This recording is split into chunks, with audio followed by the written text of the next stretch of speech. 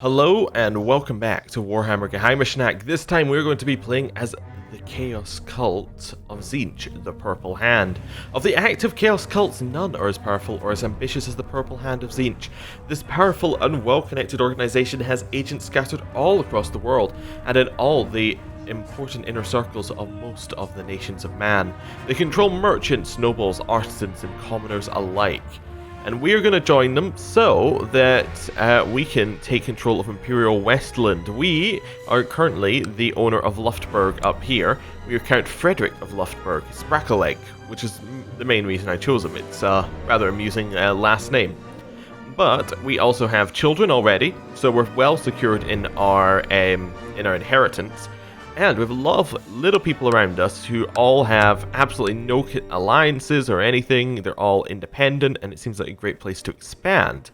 Now, what we also have here is we have some people in Ostland, and we have some people in Furlangen, who, what's that, Furlangen? Something like that. Anyway, who we can take over and perhaps get our way out and expand the empire a little bit. So we have a lot of options around us. First things first though, we have to set up the normal Crusader Kings stuff. We have to look at our council and we have to set up everything else. So, council, we have some people who are relatively alright stats. So Chancellor is our best Chancellor, Marshal is not our best Marshal, we could put in Leaf instead. Now, that does mean we give up a commander, but I think it's worth it because we're going to have him trying to organize the army and improve our commanders. For Steward, 7 seems fine. Spymaster, we'd prefer higher, but that's fine, we'll stick with what we got. Court Priest seems fine. Right. Court Priest is not going to be hunting apostates, because that's going to be us, so we'd prefer if he researched cultural tech in... Which one of these is going to be our capital? It looks like this one's a little bit better. How are they built up? Yeah, they're built up pretty much identical. This one's going to be better because it adds extra provinces for expansion in, so we're just going to make a capital here. There we go. And then we're going to tell everyone to do stuff in the capital. So you're going to go research cultural tech. You're going to scheme, which really doesn't need to be anywhere in particular. You're going to collect taxes. You're going to organize the army. So organizing the army basically makes our commanders better, and we want that for when we do wars. And then our chancellor, because we have nobody underneath us, statecraft is absolutely fine for him to be on, but we actually want some claims. Do we have any claims already? No. So we want some claims. Let's have a look. What kind of land do we already have?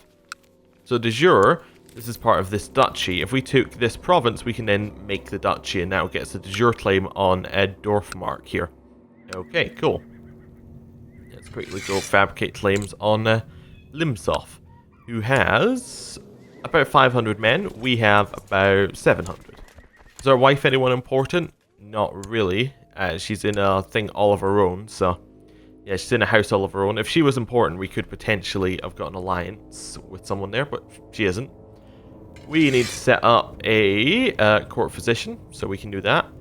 15 seems fine, we're not going to spend any money on it. Designated regent's going to be our... it should probably be our wife just now, who's Hilda. There we go. We'll just put her in. Right, that's fine. We need a new commander, because we got rid of one.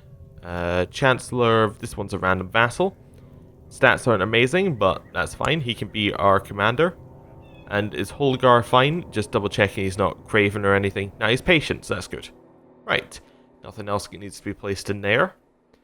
And ambition. What's our ambition going to be? King of Nordland? Okay, so we can have unlimited use of subjugation to Aspelli if we're pagan. But we're not pagan, so that's not going to work. We could acquire a claim on Nordland with this ambition. Yeah, I don't think so. I think acquire title is better. Although that's from liege, not just in general acquire title. What does our liege have any spare titles lying around? Maybe. Any near us? Doesn't really look like it. I think we're out of luck if we were wanting a title. Unless we want the Principality of Nordland, which I don't think we're going to be given. No matter how much we ask. Win a war is definitely a good one. Groom an heir as well. We'll do win a war. It gets you one marshal for completion the first time, so that seems good. And our focus, we could do all sorts for our focus. Intrigue seems like a good place to start. Seduction's one that we did last time as well. Carousing to make people like us more is also a cool option. Family, if we want more heirs. We don't really need more heirs. How old is our wife as well? Yeah, we don't need more heirs. We can go hunting. That gives us more martial and better health, so we'll probably survive longer. It might just be the case that we just want to do something that's kind of neutral for just now. If we go stewardship, that could allow us to get not stewardship, rulership. That could allow us to get ambitious from it, which would be a good one. We already have a lifestyle trait of mystic, so we can't get another lifestyle trait. So that's unfortunate, but yeah, maybe we'll just go rulership. We'll try and get ambitious from it, and then we can switch if we need to. We'll probably switch to intrigue once we're actually in the cult. So, this child needs an education, generally pretty rubbish stats all around. Duty would be fine. If we give him something like proud, though, does that lead into anything good? I'm looking to just make him like a fighter, probably a commander at some point. Humble, kind, no, we're not after those. Gregarious, none of these are good. Conscientious does get us diligent, which isn't very good for what we're after. Shrewd isn't. Patient's probably the best one. Fussy would get us patient, and that's actually a good stat, so we'll go for that. I was trying to do it without going for struggle, which actually I can just do it on the next child, can't I? Let's say this one. See, struggle would give them a chance of getting willful. Willful would make them ambitious. Brave is in there as well, but ambitious means they would try and take our titles, which we're not happy with. Rowdy as well is would be good as well for commanders, but we don't want either of those happening. Daughter, it doesn't matter what we choose. We're just going to choose duty, hope the stats come out alright. And this son is actually our direct heir. His stats are okay. He is willful already. He is timid as well. And he is indolent. Okay, or we don't want to go struggle, because we already got the best one out of it. We should just go duty, get conscientious, and have good stats. There we go. Cool. Anything else we need to do? We have a reasonable sized army, although it needs to reinforce a little bit. Nothing else jumping out at me in here. Cool, I think it's time that we unpause and hope to double check that we are listening for interest from the Purple Hand. So let's unpause and see how things go. Speed up the game a little bit. Okay, so immediately our liege has declared a war on for Langjen. For was it Imperial Reconquest of Mittenland, or of Mittenberg? Where's Mittenberg? No idea, but I assume it's going to be this land over here. Yes, rumors reach you that in Sylvania, a vampire lord by the name of Vlad has summoned a massive army of undead. Yeah, that's going to be a problem for us. Request council support. Okay, you're fairly high up in terms of power. You control that land over there. Yeah, I want to take his thing here because I want to get an alliance with them. Now, we can't just do alliance. We have to get a marriage to one of his children. We could marry his daughter, kill his son, and then his daughter's children would be his heir. Yeah, that's probably the best way to go about this. So, let's quickly go to him. We wish to get a marriage with your daughter. So, arrange betrothal between our first son and his daughter. He's actually okay with it without anything else. Well, we'll definitely do that then. Yeah, we'll arrange the first marriage. I thought we would have to call in a favor for that, but no, he's just going to say yes anyway. That's fine. Yeah. And then, for his son, can I arrange a betrothal with one of our daughters? Yeah. Can I make it matrilineal? Nope, he's just not interested. Oh, he's considering another offer from us. Okay. Wait for that to go through. There we go, that's the first one. They are now betrothed, I believe. Quickly check that. They are now betrothed. And now his son, we wish to marry to one of our daughters. Matrilineal? Nah, we can't use this to make him accept. That's unfortunate. Oh well. Yeah, we'll take a. We'll take the marriage in there. We're fine with killing him later anyway, but we'll take the marriage for just now. Oh, what's this? You'd like someone to be the guardian of my son. This is because he's a Nordlander like we are. Yeah, we're gonna say no to that obvious attempt. There we go. they are now getting married. 2 betrothals, probably more than enough to get the alliance. Yeah, he's fine with us getting an alliance. So we have an alliance. He wants us to join him for a small gathering of friends. Sure, we'll come over. See how that goes.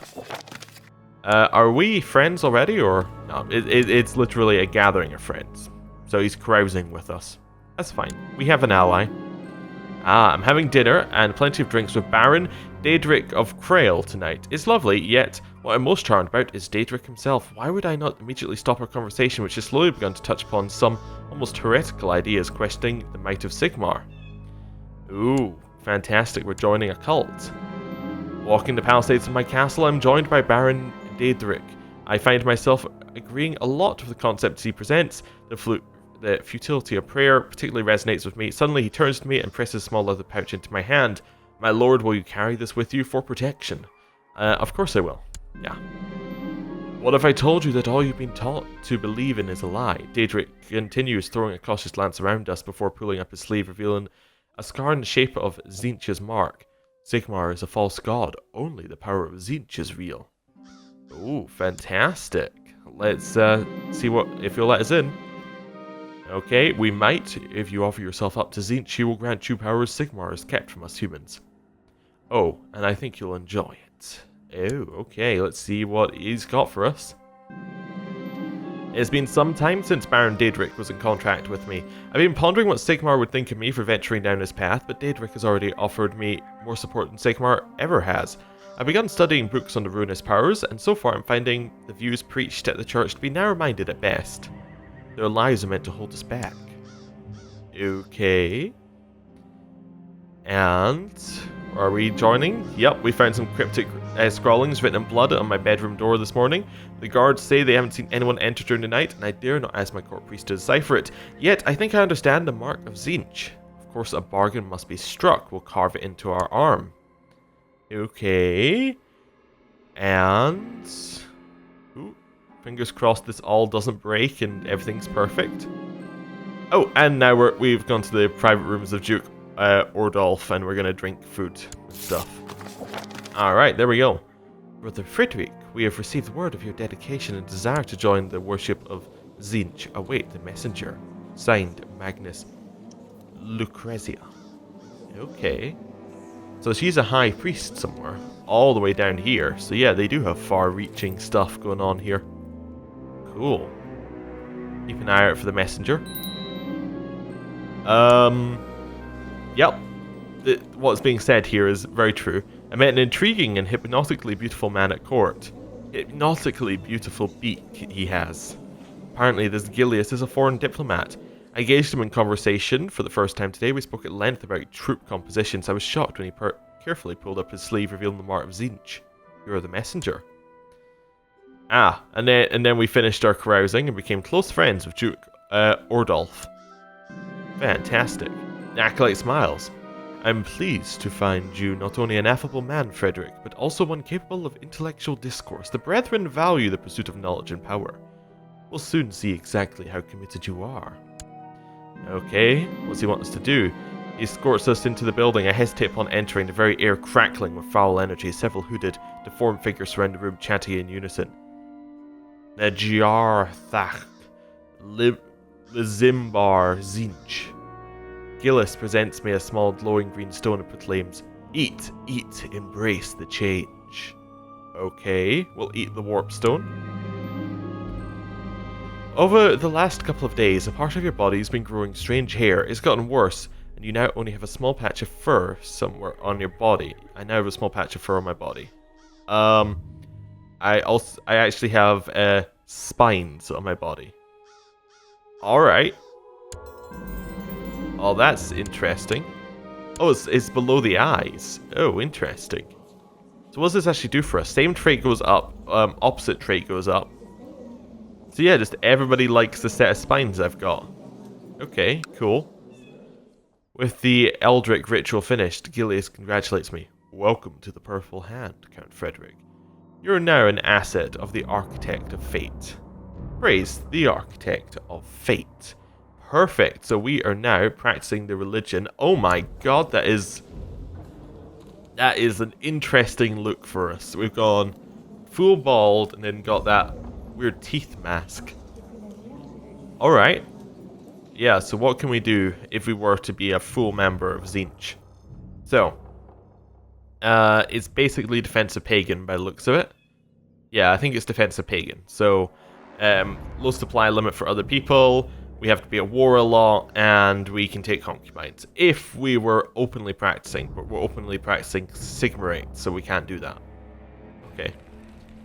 And we're also here, and our thing is Hope. That's an interesting name for our power. So what have we got here? So what's that? It goes up with our intrigue and our mystic stat.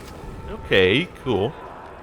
So as an acolyte, we can, it makes us eventually get traits and mutations. Okay, and we can make sacrifices to Tzeentch.